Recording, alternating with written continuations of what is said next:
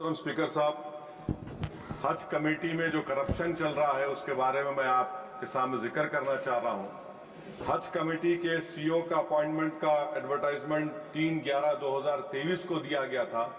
उसके बावजूद भी एक परमानेंट सीईओ को अपॉइंट नहीं करने की वजह से हज कमेटी में जो हाजी हिंदुस्तान से सऊदी अरब जाते हैं वहां पर जो करप्ट ऑफिशियल है सब स्टैंडर्ड बिल्डिंग का सिलेक्शन करते हैं और हमारे हिंदुस्तान के हाजियों को बड़ी तकलीफ हुई।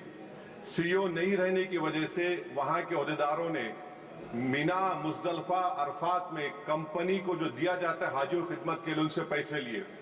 प्राइवेट टूर ऑपरेटर सर, उनका लाइसेंस रिन्यू नहीं किया जाता जब तक एक एक हाजी के ऊपर 1-1 लाख रुपया रिश्वत नहीं दी जाती उन ऑफिशियल्स को। मैं आपको ये बता रहा हूं कि इन ऑफिशियल्स का 8 साल से मिनिस्ट्री में है, सीएसएस रूल्स के खिलाफ है, ट्रांसफर नहीं होता। एक ओहदेदार को सस्पेंड टर्मिनेट कर दिया गया, उसके रिश्तेदार दिल्ली में काम कर रहे हैं 50-60 हजार तनख्वाह पर।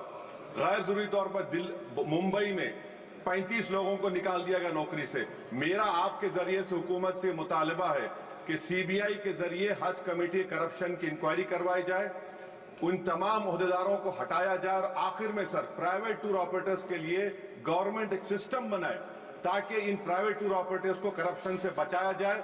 हज कमेटी से जो गरीब हिंदुस्तान के हाजी जाते हैं उनको तकलीफ से बचाया जाए, मेरा हुकूमत से मुतालबा है।